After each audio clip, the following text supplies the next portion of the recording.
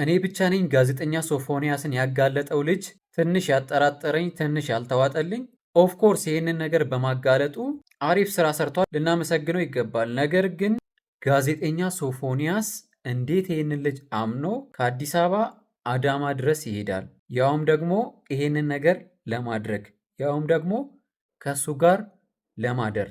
ኢማጅን ነገርየው ቀልድ ወር ደግሞ ቀላል ነገር አይደለም። የሆነ ሰው እንደዚህ አይነት ነገር ውስጥ ለመግባት መጀመሪያ ትንሽም ቢሆን የሆነ ነገር ሊኖራቸው ይገባል።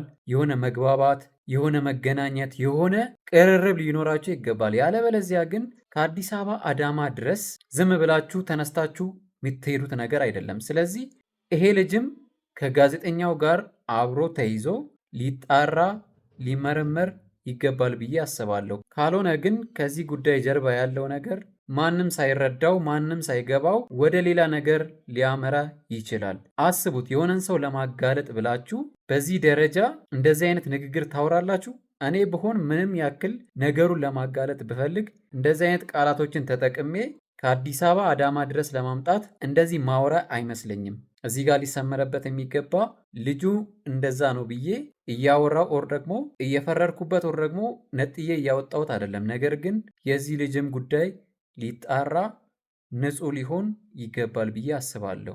ንጹህ ከሆነ ኦር ደግሞ ለማጋለጥ ብቻ ከሆነ እሰየው።